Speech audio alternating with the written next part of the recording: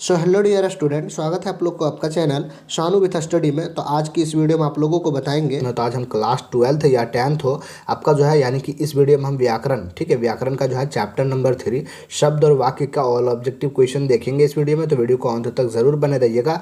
आपका class 10th हो Bihar board का, या तो क्लास 12th हो, या झारखंड बोर्ड से कहीं से भी है, आपके एग्जाम में अगर हिंदी में व्याकरण पूछ रहा है तो ये वीडियो आपके लिए जो है रामबाण और इंपॉर्टेंट साबित होने वाला है। क्योंकि कई विद्यार्थी को जो है व्याकरण में काफ़ी ज़्यादा दिक्कत होता है, वो व्याकरण बचपन से पढ़ के नहीं आते हैं, अचानक से आपको जो है क्लास 10th या 12th में व्याकरण को जो है सामना करना पड़ता है। तो व्याकरण एक ऐसी चीज़ है जो कि आपके एग्जाम में 25 नंबर का व्याकरण पूछता है, लेकिन विद्यार्थी इन पे जो है काफ़ी कम फोकस करते हैं। ज़्यादातर जो है सिलेबस पे फोकस कर लेते हैं, हिंदी का जो है यानी कि आपका एनसीईआरटी बुक पे फोकस कर लेते हैं, उस पर 25 ही ऑब्जेक्टिव उठा पाते हैं। व्याकरण थोड़ा बहुत नॉलेज रहता है तो वो ऑब्जेक्टिव उठा लेते हैं और बाकी छोड़ देते हैं। तो ऐसा आप लोग काम नहीं करें, पूरा व्याकरण को डिटेल से पढ़ें और पूरा ऑब्जेक्टिव को याद करके जाएं, ताकि जो आपका 25 में 25 नंबर जो है व्याकरण का भी उठ जाएगा और हिंदी जो है 25 नंबर आपका पूछेगा वो भी उठ जाएगा नंबर। तो वीडियो को अंत तक बने रहिएगा। आज हम जो आपका चैप्टर नंबर 3 यानी कि शब्द और वाक्य का ऑल ऑब्जेक्टिव देखेंगे व्याकरण से पूरा डिटेल के साथ। तो वीडियो को अंत तक जरूर बने रहिएगा। और पिछले वीडियो में हम आपको भाषा और आपका जो है वर्ण का जो है यानी उच्चारण जो होता है, यानी कि जो है क का उच्चारण क्या है, फ का उच्चारण क्या है, ठीक है, टो का उच्चारण स्थान क्या है, ये सब क्वेश्चन हम आपको जो पिछले वीडियो में बता चुके हैं। जो विद्यार्थी नहीं देखे, डिस्क्रिप्शन में आपको लिंक मिल जाएगा, जरूर जाके क्लिक करके वॉच कर लेंगे, ठीक है। आपके लिए एग्जाम के लिए इंपॉर्टेंट होगा। क्लास 10th के विद्यार्थी हो या 12th का विद्यार्थी हो, दोनों के लिए जो है इंपॉर्टेंट है ये ऑब्जेक्टिव, और ये आपका जो है यानी कि क्लास भी इंपॉर्टेंट है। तो वीडियो को अंत तक बने रहिएगा प्यारे विद्यार्थी। इसी तरह का हम जो व्याकरण का ऑब्जेक्टिव पूरा कवर करा देंगे, पूरा सिलेबस को खत्म कर देंगे। चलिए आपका फर्स्ट ऑब्जेक्टिव देखेंगे, यानी कि शब्द और वाक्य से निम्न में से शुद्ध शब्द कौन सा है। तो आपको 4 ऑप्शन दिए गए, इनमें से कौन सा शुद्ध आपको लग रहा है। तो प्रशंसा जो आपका यानी कि शुद्ध लग रहा है, देख लीजिए आप लोग, ये प्रशंसा जो आपका सही शब्द है, ठीक है, शुद्ध शब्द है। चलिए आपका अगला क्वेश्चन देख लेंगे 2 नंबर का। 2 नंबर क्वेश्चन है शत शब्द है। शत शब्द क्या है? तो ऑप्शन नंबर आपका एक करेक्ट हो जाएगा, तत्सम शब्द है, ठीक है। शत जो आपका तत्सम शब्द, ऑप्शन नंबर आपका एक करेक्ट हो जाएगा। चलिए आपका अगला क्वेश्चन देख लेंगे 3rd नंबर का। तीसरा क्वेश्चन है मैंने भोजन नहीं किया और इसलिए मेरी भूख नहीं मिटी, किस वाक्य का उदाहरण है? तो संयुक्त वाक्य का उदाहरण है, ऑप्शन नंबर आपका बी करेक्ट हो जाएगा।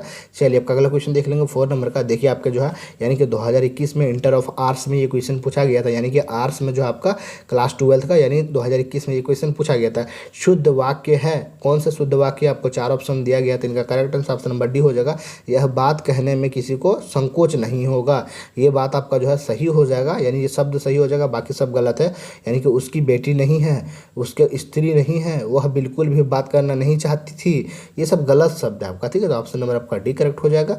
चलिए आपका अगला क्वेश्चन देख लेंगे 5 नंबर का। बनावट के अनुसार शब्द के भेद होते हैं, तो कितने होते हैं? 3 होते हैं। काफ़ी वीवीआई क्वेश्चन है, 2019 में जो है इंटर ऑफ साइंस में ये क्वेश्चन पूछा गया था।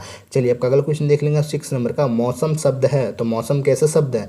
तो यानी कि विदेशज है, काफ़ी इंपॉर्टेंट क्वेश्चन। ऑप्शन नंबर आपका डी करेक्ट हो जाएगा, सॉरी बी पे लग चुका है, तो ऑप्शन नंबर आपका डी करेक्ट हो जाएगा। विदेशज शब्द है, क्या मौसम कौन सा शब्द है? तो विदेशज।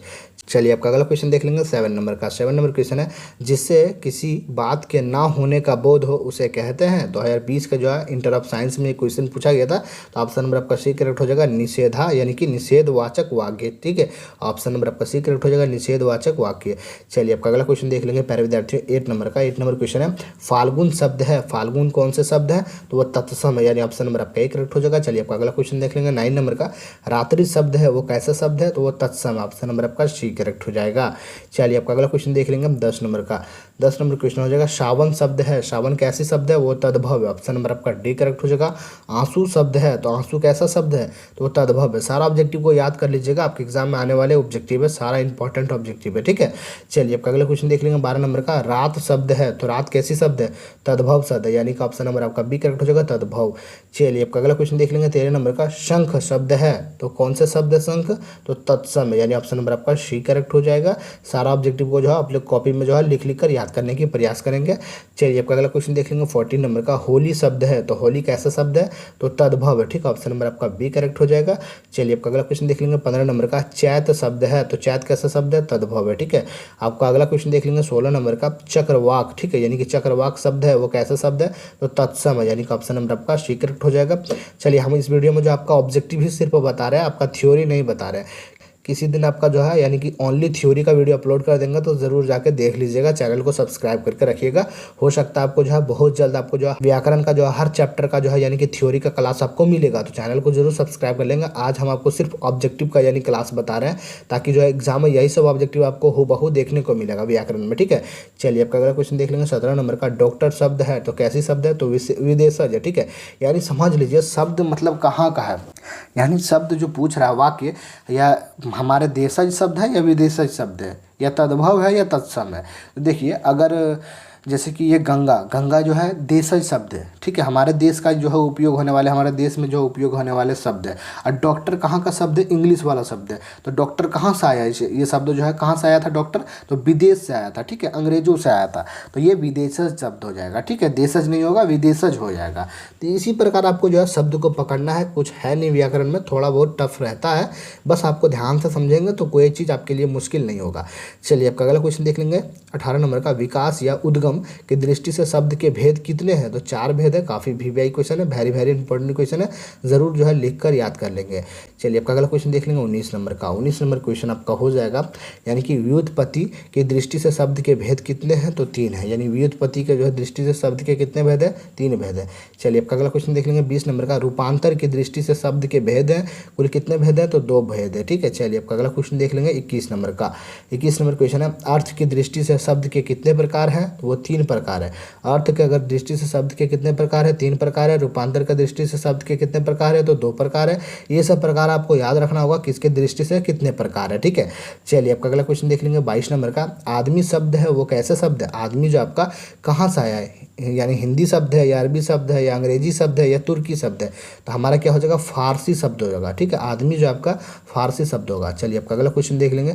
अगर आपको यही पूछ देगा मैन जो है, यानी कि आदमी होता है ना मैन मतलब, तो मैन कैसा शब्द है, तो वो अंग्रेजी शब्द हो जाएगा, यानी कि विदेशज शब्द हो जाएगा।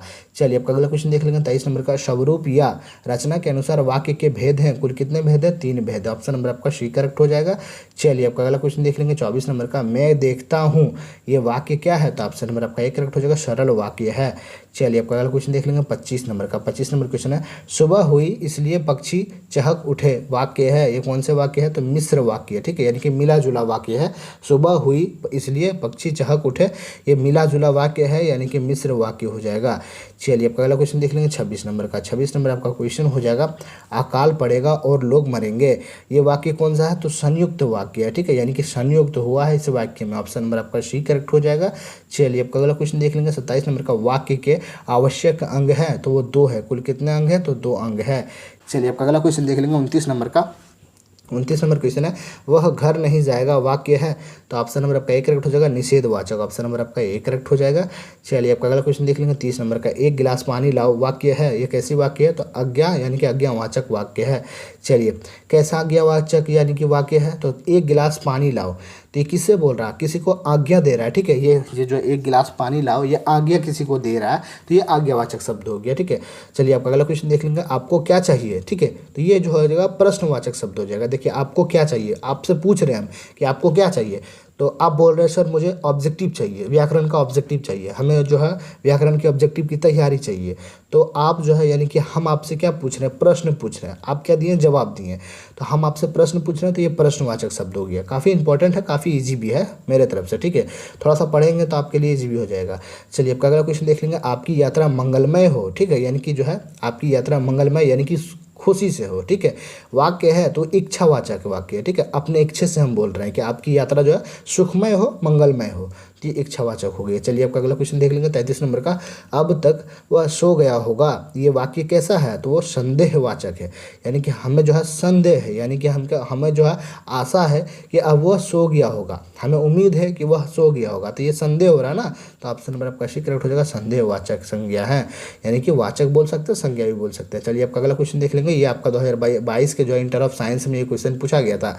34 नंबर क्वेश्चन है, पगड़ी शब्द क्या है, पगड़ी जो आपका कैसा शब्द है, तो वो देशज है, यानी कि देसी शब्द है, यानी देशज है, विदेशी नहीं है, ठीक है।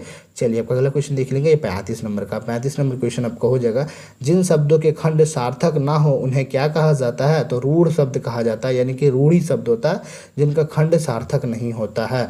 चलिए आपका अगला क्वेश्चन देख लेंगे 36 नंबर का। 36 नंबर क्वेश्चन है शव्य शब्द है, तो ऑप्शन नंबर आपका एक करेक्ट हो जाएगा तत्सम। ठीक है, चलिए आपका अगला क्वेश्चन देख लेंगे 37 नंबर का। अग्नि का तद्भव रूप क्या है, तो आग हो जाएगा, यानी ऑप्शन नंबर आपका डी करेक्ट हो जाएगा। चलिए आपका अगला क्वेश्चन देख लेंगे 38 नंबर का। 38 नंबर क्वेश्चन है जब कोई शब्द वाक्य में पीरो दिए जाते हैं तब क्या कहलाते हैं, तो वो पद कहलाता है, यानी ऑप्शन नंबर आपका बी करेक्ट हो जाएगा। चलिए आपका अगला क्वेश्चन देख लेंगे 39 नंबर का। 39 नंबर क्वेश्चन है भिक्षा शब्द क्या है, तो भिक्षा क्या हो, तत्सम हो जाएगा, ऑप्शन नंबर आपका ए करेक्ट हो जाएगा। सारा ऑब्जेक्टिव को लिख लिखकर याद करने की प्रयास करेंगे। ठीक है, आपके एग्जाम के लिए महत्वपूर्ण है। व्याकरण से 25 ऑब्जेक्टिव आता है और 25 ऑब्जेक्टिव आपको जो हम पकड़वा के रहेंगे। ठीक है, यानी कि मैच करेगा, आप जो है रंग के आएंगे 25 ऑब्जेक्टिव। देखिए आपका जो है एग्जाम 2022 में इंटर ऑफ साइंस में ये क्वेश्चन पूछा गया था, काफ़ी इंपॉर्टेंट क्वेश्चन है। उसने उस पुस्तकालय को खरीदा जो उसके मित्र का था। ठीक है, किस वाक्य का उदाहरण है, तो मिश्र वाक्य। ठीक है, यानी कि मिक्स हुआ ये वाक्य। ठीक है, चलिए आपका अगला क्वेश्चन देख लेंगे प्यारे विद्यार्थियों 41 नंबर का। 41 नंबर क्वेश्चन है हर तरह के संकटों, ठीक है, यानी कि हर तरह के संकटों से घिरे रहने पर भी वह निराश नहीं हुआ, किस प्रकार का वाक्य है, तो ऑप्शन नंबर आपका यानी डी करेक्ट हो जाएगा, सरल वाक्य है। ठीक है, चलिए आपका अगला क्वेश्चन देख लेंगे 42 नंबर का। 42 नंबर क्वेश्चन है हमारे जवानों को देखकर दुश्मन भाग गए, ये कौन सा वाक्य है, तो सरल वाक्य, यानी कि ऑप्शन नंबर आपका सी करेक्ट हो जाएगा। चलिए आपका अगला क्वेश्चन देख लेंगे 43 नंबर का। 43 नंबर क्वेश्चन है सूर्योदय हुआ और कुहासा जाता रहा, किस वाक्य का उदाहरण है, तो मिश्र वाक्य का उदाहरण है, ऑप्शन नंबर आपका सी करेक्ट हो जाएगा। चलिए आपका अगला क्वेश्चन देख लेंगे 44 नंबर का। ऐसी संज्ञाएं जिनके खंड सार्थक होते हैं उन्हें क्या कहते हैं, तो यौगिक कहते हैं, और जिनका सार्थक नहीं होता उसे रूढ़ शब्द कहते हैं। दोनों क्वेश्चन एक ही साथ है, आप कंफ्यूज नहीं होना। चलिए आपका लास्ट ऑब्जेक्टिव देखेंगे आपका वाक्य, यानी कि वाक्य चैप्टर से। ठीक है, 45 नंबर ऑब्जेक्टिव है बादल घिरे और मयूर नाचने लगे। बादल घिरे और मयूर नाचने लगे कौन सा वाक्य है, तो संयुक्त वाक्य है। ठीक है, अगर आप लोग 45 ऑब्जेक्टिव ये पूरा का पूरा देख लिए और अच्छे से याद करके जाएंगे आपके एग्जाम में, तो वो क्लास 10th के विद्यार्थी हो या 12th के विद्यार्थी हो, या आप आर्ट्स लिए हैं, कॉमर्स लिए हैं, साइंस लिए हैं, या आप जो है क्लास 10th में हिंदी लिए हैं, उनके लिए सारे के सारे के लिए जो है इंपॉर्टेंट ऑब्जेक्टिव है, जरूर याद करके जाएं। 45 ऑब्जेक्टिव में से आपको जो है 2 से 3 ऑब्जेक्टिव एग्जाम में देखने को मिलेगा, ये 45 ऑब्जेक्टिव में, अगर आप लोग समझ गए होंगे डिटेल से तो। ठीक है, चलिए आपका अगला वीडियो जो है चैप्टर नंबर 4 का लेकर आएंगे, संज्ञा का। व्याकरण का जो है संज्ञा आप लोग जानते होंगे, बचपन में ही पढ़े होंगे संज्ञा। ठीक है, जातिवाचक संज्ञा, व्यक्तिवाचक संज्ञा सब पढ़े होंगे। ठीक है, संज्ञा किसको बोलता है, किसी व्यक्ति या वस्तु स्थान के नाम को जो है संज्ञा बोलते हैं। ठीक है, वस्तु व्यक्ति स्थान के नाम को जो है संज्ञा बोलते हैं। काफ़ी इजी चैप्टर है और अच्छे से हम आपको जो है एक्सप्लेन करके समझाएंगे, इसका ऑब्जेक्टिव बताएंगे जो कि आपके एग्जाम में हूबहू लड़ेगा। ठीक है, तो नेक्स्ट वीडियो देखने के लिए आप लोग नहीं भूलें पूरा जो है, यानी कि चैनल को सब्सक्राइब कर लीजिए अभी से ही आप लोग, ताकि नेक्स्ट वीडियो आपके पास पहुंच जाएगा। अगर वीडियो को लाइक कर दीजिए और वीडियो को अपने दोस्तों के पास जरूर शेयर कर देंगे, ताकि उनको भी काफ़ी हेल्प होगा। ठीक है, तो मिलते हैं अगले वीडियो में, तब तक के लिए जय हिंद।